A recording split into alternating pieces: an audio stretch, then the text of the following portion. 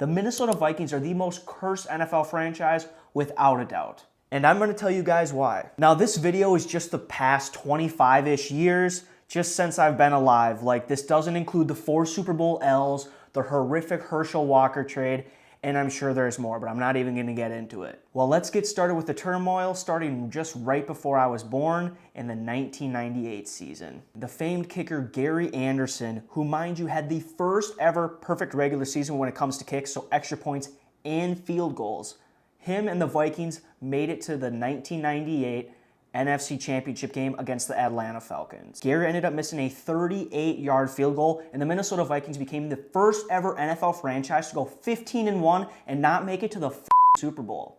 Crazy, right? Let's move on to 1999. I'm sure something better happened, right? Nope. They lost to the Rams, and the Rams ended up winning the Super Bowl. Isn't that some Vikings luck for us? Now, let's move into the 2000s. In the 2000 season, the Vikings were stellar and made it all the way to the NFC Championship game again. And mind you, they were favored on the road against the Giants, and they got blown out 41-0. They didn't score a freaking point, and they were favored. 2001 and 2002 weren't very exciting, but I do want to say rest in peace to Corey Stringer, and he passed away during those seasons at training camp from heat stroke.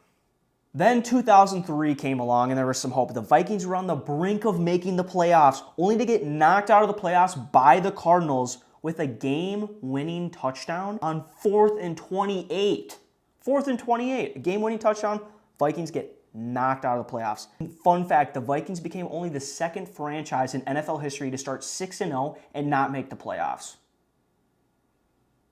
Well, 2004 had to be better, right? Yeah, well, they made the playoffs this time, but they lost in the divisional round to Philadelphia. 2005 was another heartbreaker, and this was the first NFL season I actually remember personally. Not only was my all-time favorite Viking at the time, Randy Moss, traded, but Dante Culpepper blew out his knee. And the icing on the cake was several Vikings players got caught on this boat or yacht having like a party. And I want to say some of the players were criminally charged. Really good inspiration for a 5 or 6-year-old, right? Well, 2006 comes along and it's the Brad Childress era. The Vikings were super duper mid, and then they ended up drafting one of my favorite players of all time, Adrian Peterson, in the 2007 draft. Now, that season wasn't very exciting. However, we got to see sparks of why AP would go on to become one of the best running backs in NFL history. Well, 2008 comes, and the Vikings lose in the playoffs again. And I want to say it was Philly, who we lost to in the playoffs just a few years prior. Let me take a deep breath here for this next season, and I think you guys know why.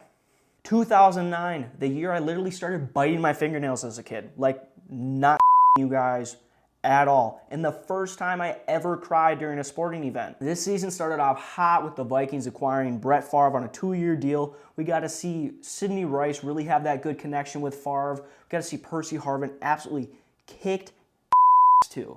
And I'm repping the jersey. So if you guys think I'm a fake fan, here it is. If you guys don't remember, the Vikings played the Cowboys in the first round and we absolutely smoked them. And all I can remember is that beautiful over-the-top catch by Sidney Rice. My fellow Vikings fans know it. It was beautiful. Then the Saints game, the NFC Championship.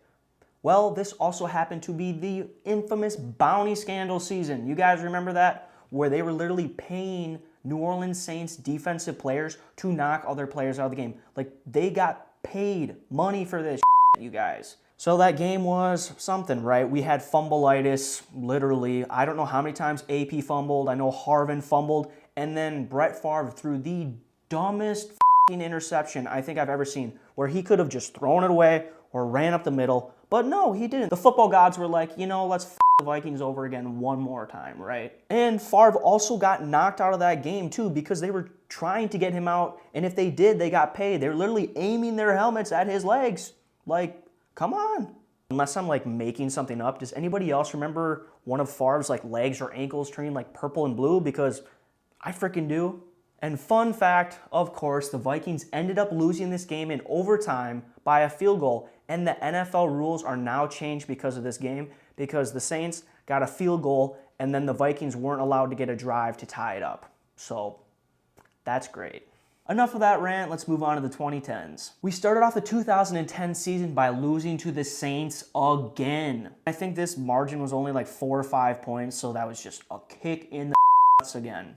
Oh, and also, the stadium the Vikings used to play in, the roof collapsed, so we couldn't even play there anymore. It must have been the football gods just being like, nope, you guys are too trash, we don't want you to play at all. So, here's my shirt. Like it or don't. Oh, and I forgot to mention, Brett Favre also hurt his shoulder, got into some sort of scandal for sending messages, and we missed the playoffs. 2011 comes along and we draft Christian Ponder, our savior, right? Well, we finished with the second worst record in franchise history. And that's probably how it'll be this coming season, but I'll get to that in a little bit. 2012 was super fun to me, you guys. I went to my first ever NFL game. Regular season, that is. I'd been to a preseason one prior. But I got a quick story for you guys. Like, I don't even know if Vikings fans want future generations to cheer for them. At this game in 2012, I want to say it was the Vikings versus the Bucks. They were giving away Christian Ponder posters. They were really nice and big, high quality image. And any 12, 13-year-old would be like, you know, that's super cool, right? Well, the Vikings ended up losing the game. We left. And as we're walking, I'm holding this poster in my hand like a little kid. I remember this still. This dude comes out of nowhere and smacks this poster out of my hand, just smacks it and says, Ponder. And my uncle's next to me and he's like, excuse you. And my dad, he's laughing because he agrees. Like, what the hell is this? But at the end of the day, we drafted Matt Khalil and Harrison Smith. We made the playoffs and lost, but things were looking bright. Also random, I want to say another curse thing with the Vikings. Matt Khalil opened up this great restaurant in Mankato called Pieology. I used to love to go to it when there was Vikings training camp, and I think they served minors and got shut down. Well, I mean, granted, he moved to the Panthers too, but I don't freaking know. Well, 2013 through 2015 comes along, and I think many Vikings fans know AP decided to get switchy. And I'm not going to go into details. Matt Castle became our starting quarterback ahead of Ponder, who we had just drafted 2 years prior. And I mean, we lost a game in this time frame because Cordero Patterson lined up offsides, you guys. How stupid. Then shortly after, we drafted Teddy Bridgewater, who really looked like he could lead our team. I mean, he won Pepsi Rookie of the Year or whatever, something like that. And he had a really good first game against Atlanta, and he was a lot of fun to watch. And with Teddy, we ended up making the playoffs against the Seattle Seahawks.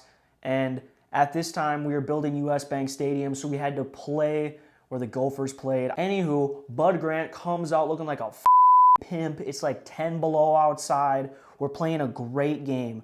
All we need is a chip shot, 27-yard field goal for Blair Walsh, and we move on in the playoffs and continue this great season that Teddy's been helping us with.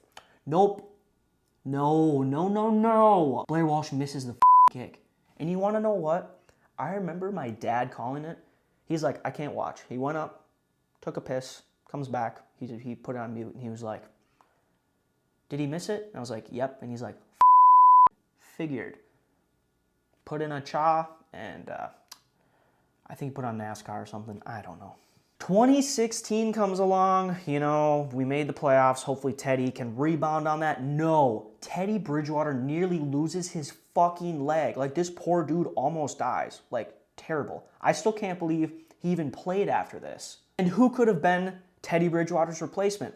Well, Taylor Heineke. That name rings a bell for you, right? He played with the Commanders and some other teams recently, proved to be a solid backup. You know, he can win some games. No, this dude gets locked out of his dorm and tries to kick in the door and like slices up and fucks up his leg so he can't play. I was literally at training camp when I was a teenager and this is walking around in a boot. Like, what could have been, right? Like, maybe we wouldn't have had to trade away for Sam Bradford if he wouldn't have done that. But what do I know? Let's move along. 2017, and if as many of you know, the Minneapolis Miracle. I mean, that season just touched my heart, with Diggs being my favorite player and Case Keenum coming in there, slinging balls. Like, it was so much fun. And guess what? We made the NFC Championship game, and we were hosting the Super Bowl. Like, we could have home field advantage. So that's super cool, right? And the Vikings went on to play Philly in this NFC Championship game. And we scored on the first drive. Things were looking good. And then we got absolutely annihilated. It was embarrassing. It was sad. But what do you expect as a Vikings fan, right? We're not cursed, are we? No. 2018 through 2021, those seasons were kind of a blur for me a little bit. I was still kind of getting over 2017 because that one, 2009 was terrible, but 2017 just really hurt me. So in that time, I'm going to list off some names of defensive backs for you. So we drafted Mike Hughes, Chris Boyd, Cam Dantzler, Louis Cine or Sign, however you say it, who were all busts. And God rest his soul, Jeff Gladney too. This franchise cannot draft D-backs. Like, my God, the last good one was Harrison Smith. Trey Waynes was kind of mid, but... And then also, the icing on the cake in those span of seasons is one of our players got 4 times. Like, 4 times, you guys. Like, why? And we missed the playoffs every season except for one. But hey, we gave Kirk O'Chains a load of money and drafted the best receiver in the NFL, Justin Jefferson. 2022 is something, you guys. We were 13-4, I believe. We had the most comebacks ever and with the smallest point differential. But I just felt it in my soul we're frauds. There's something about this that doesn't seem right. And of course, all my friends that are Packers fans agreed. Obviously. And you're probably like, oh, you're just a fair weather fan. No, I don't get my hopes up. I'm a realist here, okay? Let's move on to later in this season where I got a great story.